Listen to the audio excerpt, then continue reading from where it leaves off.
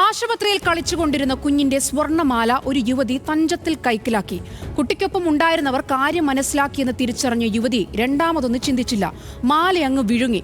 മലപ്പുറം നിലമ്പൂരിൽ ചൊവ്വാഴ്ച രാത്രിയാണ് സംഭവമുണ്ടായത്. മാല വിഴുങ്ങിയിട്ടുണ്ടെന്ന് എക്സ്റേ പരിശോധനയിൽ തെളിഞ്ഞതോടെ യുവതിയെ പോലീസ് അറസ്റ്റ് ചെയ്തു.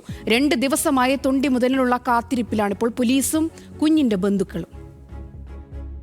നിലമ്പൂർ ജില്ലാ ആശുപത്രി റോഡിലെ സ്വകാര്യ ക്ലിനിക്കിൽ ശിശുരോഗ വിദഗ്ധനെ കാണിക്കാൻ കുഞ്ഞിനെയും കൊണ്ടുവന്നതാണ് പുളിക്കലത്തൊടി സ്വദേശികളായ 2 പേർ. ഈ സമയം ക്ലിനിക്കിലുണ്ടായിരുന്ന നിലമ്പൂർ പാലേമാട് സ്വദേശി സമീന കളിച്ചുകൊണ്ടിരുന്ന മുൻ പരിചയമില്ലാത്ത കുട്ടിയെ ലാളിക്കാനെടുത്തതിനൊപ്പം 3.5 ഗ്രാം സ്വർണ്ണമാല കൈക്കലാക്കുകയായിരുന്നു.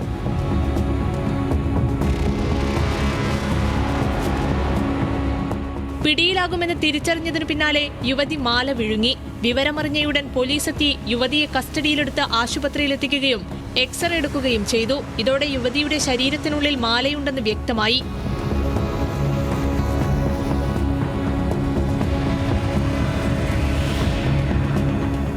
അറസ്റ്റ് രേഖപ്പെടുത്തിയ ശേഷം കോടതിയിൽ ഹാജരാക്കി തൊണ്ടി മുതൽ വീണ്ടെടുക്കാൻ പോലീസ് യുവതിയെ കസ്റ്റഡിയിൽ വാങ്ങി.